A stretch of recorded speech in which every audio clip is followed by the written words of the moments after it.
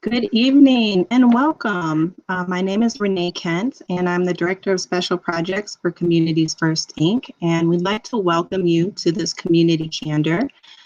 Last year, we started airing sessions, providing tools and resources because we found that there really was a need to access personal and small business financial information. And so you'll find that this session and the sessions that we have posted on YouTube and social media are really provided for the whole purpose of giving you tools and resources to help improve your financial situation, again, whether that's individually or for your small business endeavor. And so we'd like to thank you for joining this evening. I'm going to hand it off to Mariah shortly, who's going to introduce this session on credit as well as our special speakers. But I just want to share a couple of quick reminders for those that have joined us tonight. Please register. We will be sharing a link for registration on the screen, as well as in the chat and comment sections. You'll find out a little bit more why it's important to register, but please register. And again, we'll be sharing that throughout. We would like to thank our sponsor for this session, Fifth Third, for coming on and joining us for this session, as well as sponsoring this information that's going to be provided. And as I mentioned in the comment section, in addition to the registration, we welcome you to share your questions.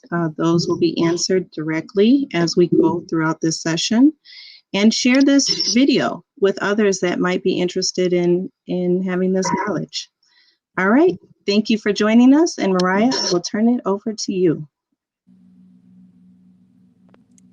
Thank you so much, Renee, for that brief introduction. Here with us. Hi, my name is Mariah Laughlin, coordinator here at Communities First, and welcome to our credit management event. Before we get started, I would love to have all of our panelists introduce themselves briefly, just give a quick introduction about who you are, where you're from, and why it's so important, or just the emphasis on the importance of having this conversation, why you all are here. Hello, my name is Tanya Rose, and I'm the Community and Economic Development Manager for Eastern Michigan in Detroit. And I am absolutely honored to be here today to partner with Communities First to bring some credit information for you guys on credit management. And one of the things that Renee and Mariah mentioned about registering, if you do register, you have an opportunity to win a couple of gifts. So that's extremely important to register. So please do so. I will be putting my contact information in the chat. But again, I am honored to be here today and to partner with Communities First. And I'm going to turn it back over to Mariah. Thank you. And I'm actually going to turn it over to Amy just to give a brief introduction about where you're from, who you are, and we can just get started right after that. Okay. Well, thanks, guys. My name is Amy Grimes. I am a financial center manager for Fifth Third Bank. I am at the Center Road location in Burton, and I have spent my entire career in banking. So I'm very passionate about helping people when it comes to their credit and with their finances. And so I'm extremely honored to be on the panel and to be talking for what I think is our third session on credit. And I do know that tonight we're going to cover, what to do when you've gone through a financial hardship. So some things about that, and then how to avoid some different credit scams or different fraud situations. So Mariah, did you want me to just kind of jump into that? Did you want to start with a question? Yes, I'll start with a question, and then right after that, we can get right into the session. So I just want to pose this to the entire panel. If you all could share or talk about an experience that may have been either positive or negative, either you experienced personally or that you know someone who experienced this, that actually had an experience with the credit repair agency, either good or bad, just to share in a time where someone went through one, that could kind of, you know, be as a point of reference to those who have never been through a credit repair agency, or for those who have experience with one, and it either went either really good or really bad.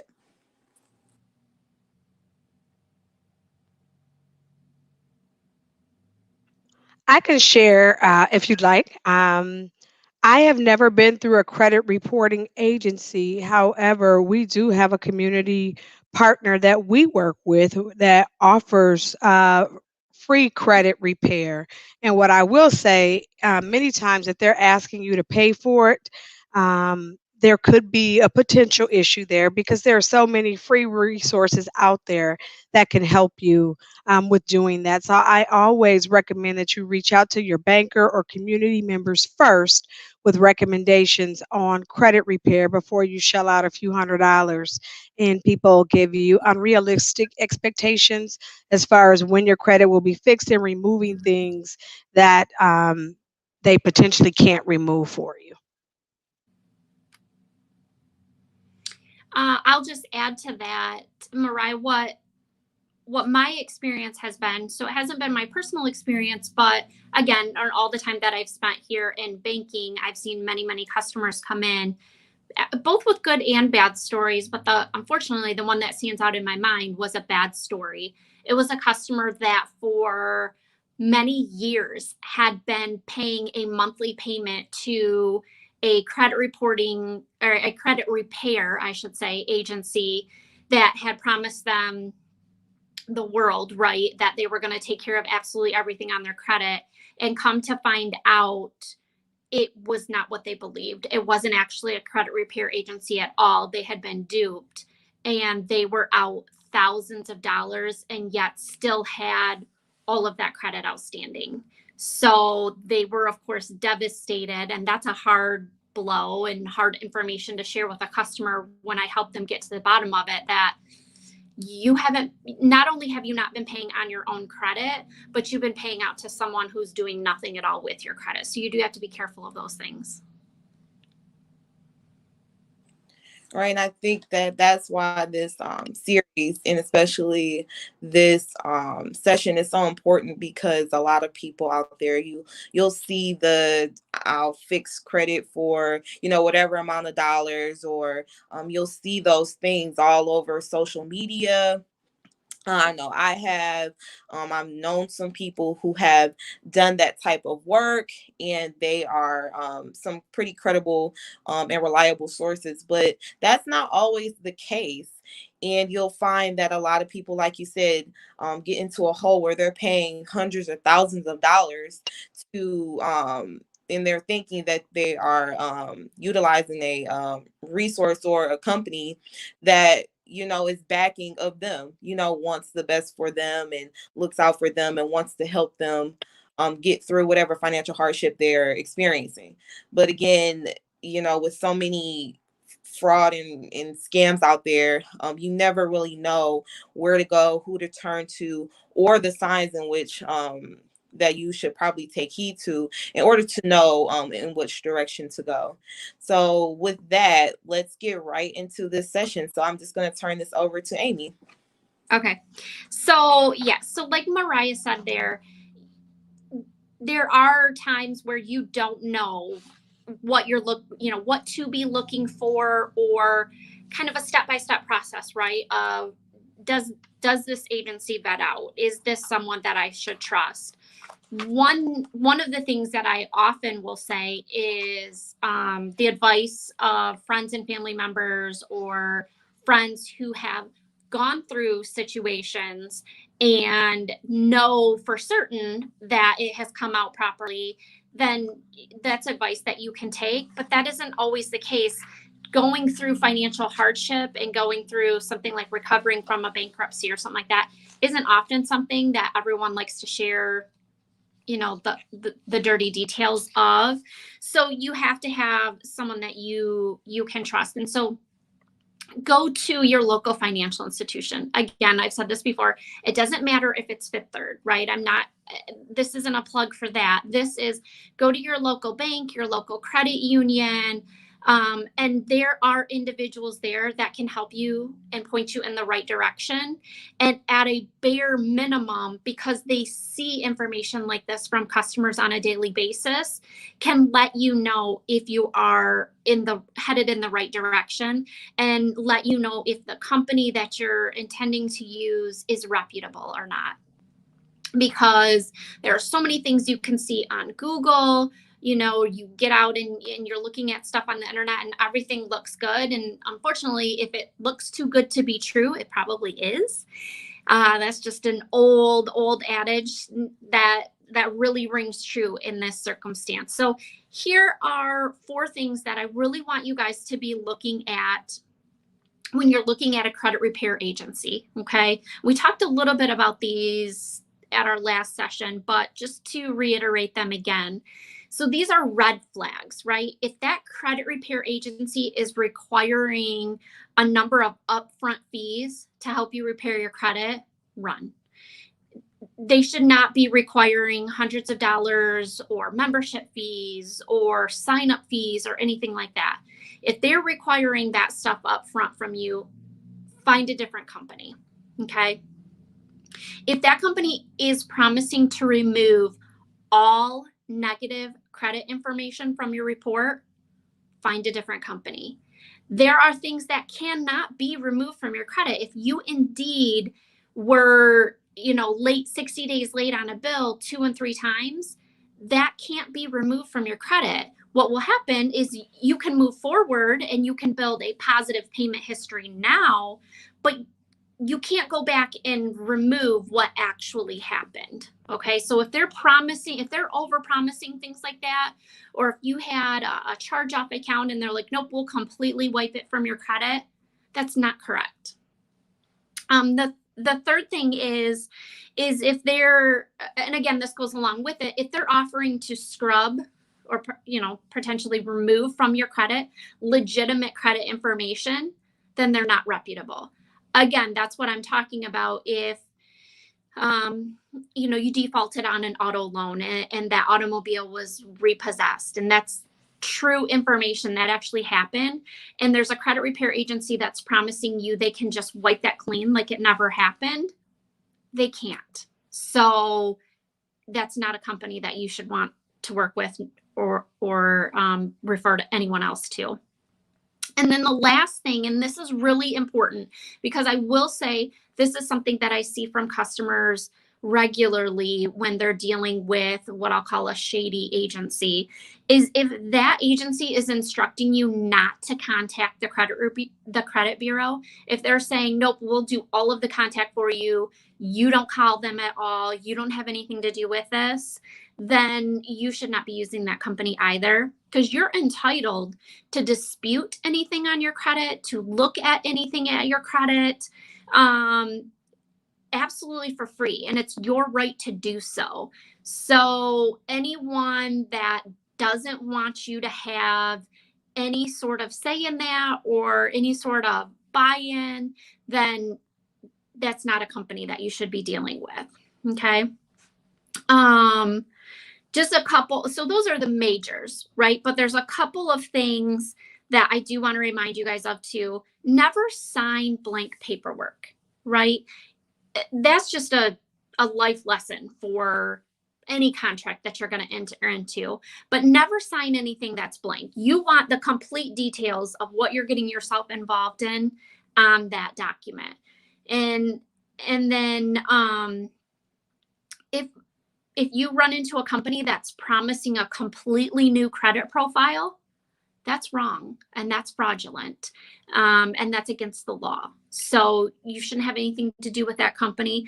And lastly, I know this sounds laughable because it just does. But if there's a company that's offering you a new social security number or to wipe clean your social security number, or for you to use someone else's social security number, please, please run from that situation. Do not have anything at all to do with it. Okay. The last thing you want to end up with is a legal situation on your hands as well, a criminal situation, really. So those are the things I wanted to talk about with credit repair agencies. Any questions that you have about that, Mariah? Yes, I did have one question. Sure. Raise up when you were giving the 4 red flags. In what situations where would it come up that different credit repair agencies would promise to remove legitimate credit history? What would that like do, or why would that be something that they would promise or push out? I can understand illegitimate ones, or the ones that I wouldn't say illegitimate, but the negative ones. But what would it be, or what would it do to your credit report to remove the legitimate ones? Well, so if we're talking about legitimate, we can look at good and bad when it comes to legitimate information on your credit. If they're okay, so let me give you a couple examples here. So let's give an example of bad first, right? If the situation that the scenario that I gave, if you defaulted on payments on a vehicle and you had that vehicle repossessed, if they're offering to get that lender to change that information on your credit to like an account paid in full, or closed by consumer or something like that, that's a problem, because that's not what happened, right? That's not the truth. So that when we say legitimate information, it's legitimate because you did default on that loan. The vehicle did get repossessed. Now, on the flip side of that, I have seen where they'll promise that, okay, so you applied for, we talk about inquiries, right? The number of inquiries that are on your credit can negatively affect you. And so if you've had a customer that was given bad advice and they've gone to 10 different institutions and applied for credit, that's negatively affecting their credit score because they have what's called excessive inquiries on there. Again, that's legitimate information that you did indeed inquire at those places, and they're offering that they can just get those inquiries removed for you. The crazy part is, I don't know how these companies stay in business because they can't get that information removed. But people don't often know enough about their credit report or about what affects their credit score to know that this company has given them false information. So that's what I mean by legitimate information. Does that kind of answer that? Yes, it does.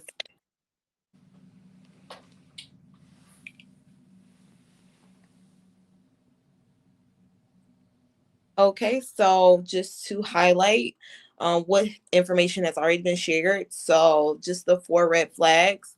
Please stay away from anyone promising to remove all negative credit notices and those which aren't legitimate. So those are 2. If the agency encourages you to not reach out to the lenders directly, make sure to steer away, and make sure to look out for any agencies who require a large amount or any amount of upfront fees. Yep. Okay, so I think that we are all set to move on to the second topic of our presentation. Okay, so what we're going to talk about is, we're going to talk about the things that you can do yourself to be in control and to really help to improve your own credit. Okay. And the one last thing that I wanted to say about what Mariah was just sharing with us is, my advice to you is quite the opposite of what we talked about, like bad companies saying don't contact lenders, don't contact creditors. My advice to customers 100% of the time is more communication is always beneficial. So if you have a medical bill, if you have a hardship and you know you're going to get behind in a payment, the more you can communicate with that lender, the more that you can discuss, what your hardship is and what you can do, the better off that you will be. Because guys, you will find so often that lenders appreciate that and they are willing to work with customers that communicate with them. So there are programs that lenders offer that you wouldn't know about unless you contacted them directly and talked to them about it. So my advice is always, always, always more communication is better. Wouldn't you agree, Tanya?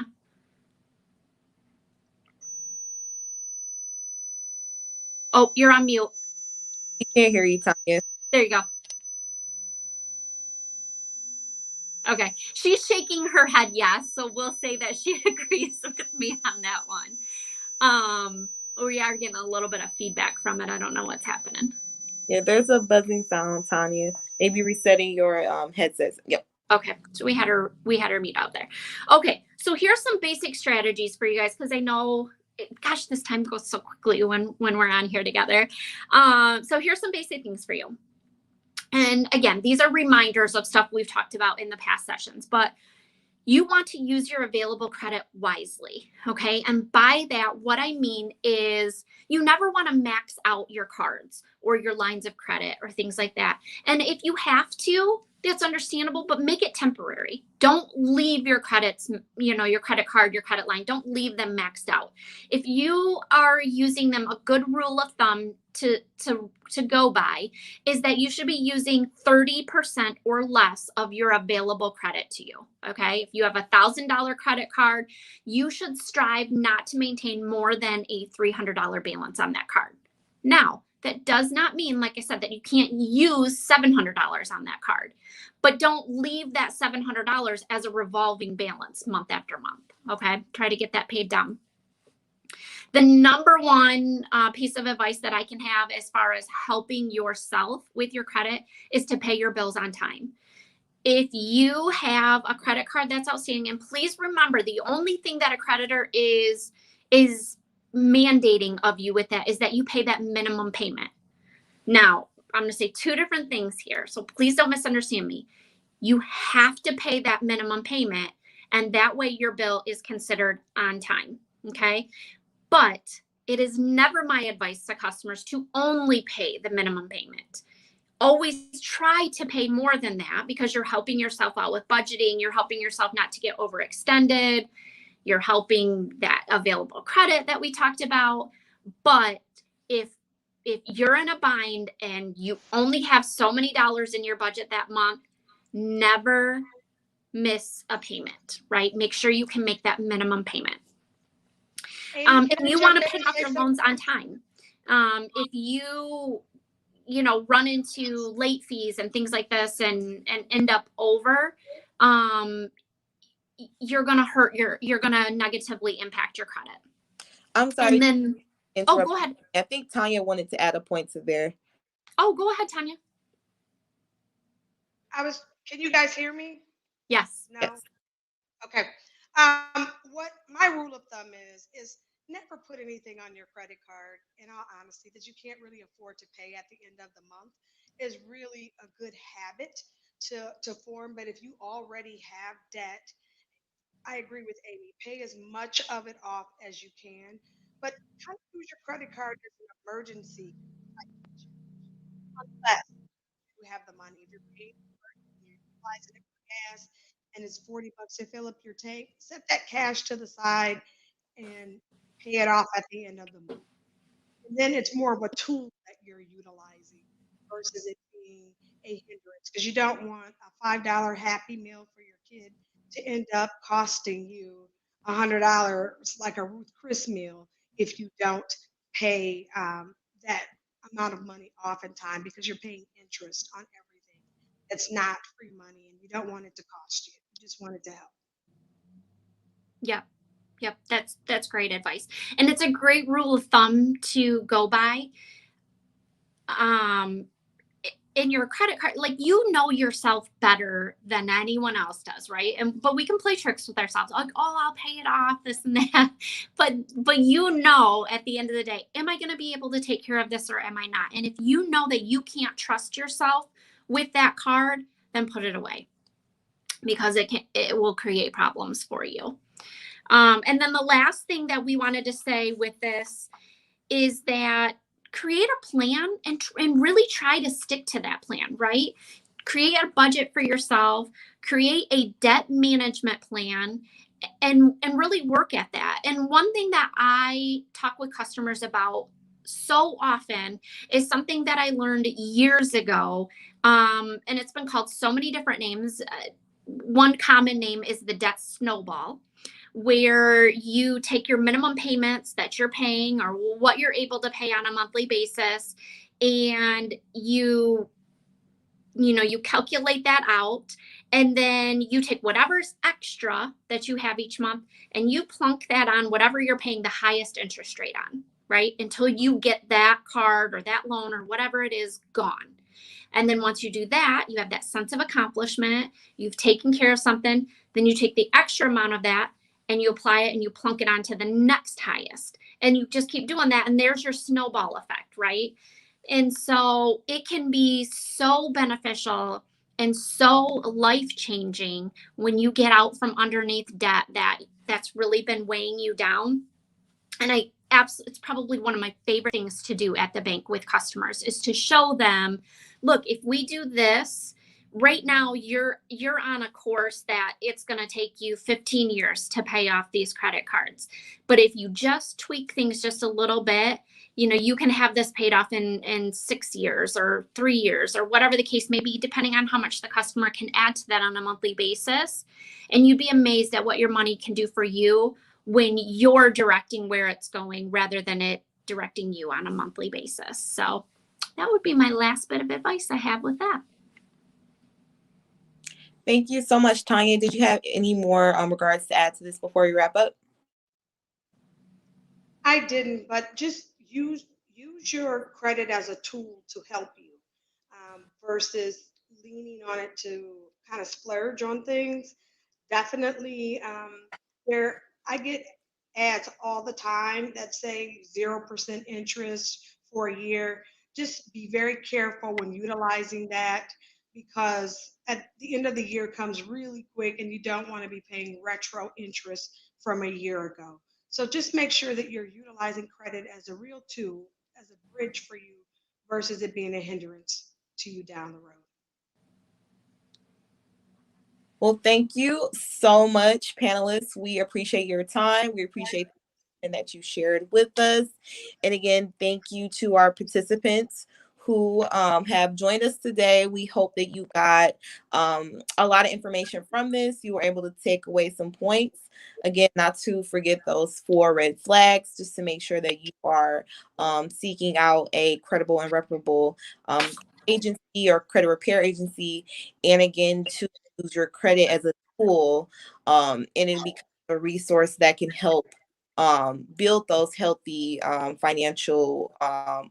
build a healthy financial lifestyle, rather than something that you just have to pay, or something that becomes more of a negative impact on your life. So again, thank you so much for joining us, everyone. I would like to highlight again to please register for this event. The link for the registration will pop up shortly on the screen, and there will be a giveaway of 2 gift cards. So not only is it important to register to get the information shared throughout the series, but you also have a chance to win something. So there's always a good incentive with that. So thank you all so much. And again, we hope that you enjoy your evening. Thank you. Thank Thank you. you.